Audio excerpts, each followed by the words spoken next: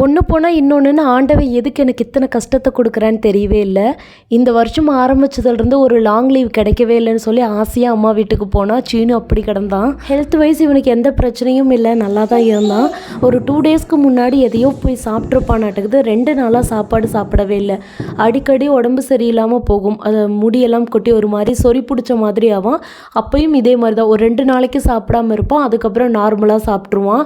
இவன் அன்னைக்கும் அப்படி தான் இருக்கிறான் அப்படிங்கிற மாதிரி விட்டுட்டோம். பட் ரொம்ப அப்நார்மலாக பிஹேவ் பண்ண ஆரம்பிச்சதுனால டாக்டரை கூப்பிட்டு செக் பண்ணுறப்ப ஸ்லோ பாய்சன் அப்படிங்கிற மாதிரி சொல்லியிருந்தாங்க. இன்ஜெக்ஷன் போட்டுட்டு போகிறேன், ஆனால் கஷ்டம்தான் அப்படிங்கிற மாதிரி சொல்லிட்டாங்க. நாங்கள் நல்லாயிடுவோம் அப்படிங்கிற மாதிரியே நினச்சிட்டு இருந்தோம். ஆனால் ஈவினிங் ஆக ஆக எல்லாம் பிளட் வாமிட்டாக வந்து ஃபிக்ஸ் மாதிரியெல்லாம் வந்துருச்சு. உண்மையாக எங்களால் தாங்கிக்கவே முடியல.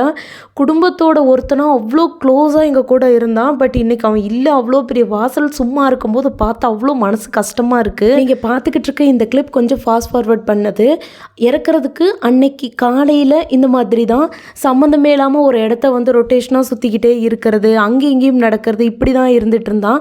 ஓகே, நல்லா தான் இருக்கிறான். அதாவது லைக் நம்ம பார்க்கும்போது ரொம்ப ஸ்லோவாக நடந்துகிட்டு இருந்தான். ஓகே, நடந்துட்டு நல்லா தான் இருக்கிறான் அப்படிங்கிற மாதிரி இருந்தோம்.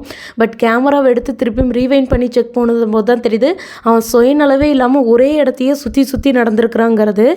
இது ஈவினிங் அம்மா வீட்டுக்கு வந்த உடனே ஒரே பிளட் வாமிட்டாக எடுத்திருந்தான். எங்களுக்கு என்ன பண்ணுறதுனே தெரியல. டாக்டர் கால் பண்ணதுக்கு இல்லை, பிளட்டு வந்துருச்சுன்னா அது அவ்வளோதான், இனிமேல் நீங்கள் கொண்டு வந்தீங்கனாலும் காப்பாற்ற முடியாது அப்படிங்கிற மாதிரி சொல்லிட்டாங்க. ஒரு 8:30 மணி வாக்கெல்லாம் பார்த்தீங்கன்னா ஒரு மாதிரி ஃபிக்ஸ் எல்லாம் வர ஆரம்பிச்சிருச்சு. அப்போவே இறந்துருச்சுன்னா கூட பரவாயில்லன்னு பார்த்தா பாவம் விடிகிற வரைக்கும் அதுக்கு மூச்சு அப்படி இழுத்துக்கிட்டே இருந்தது. அதான் ஒரு 4 மணி வாக்கில் தான் அவனுக்கு உயிர் போச்சு. விடிஞ்ச உடனேயுமே எடுத்துக்கொண்டு போய் காட்டில் நாங்கள் அடக்கம் பண்ணிட்டோம். வீட்டில் இருக்க எல்லாத்துக்கூடையும் அட்டாச்மெண்ட்டாக இருப்பான்னு பார்த்தா ஊரில் இருக்கிற எல்லாருமே கண்ணீர் தண்ணி விடுற அளவுக்கு அன்றைக்கி அவ்வளோ கஷ்டமாயிடுச்சு.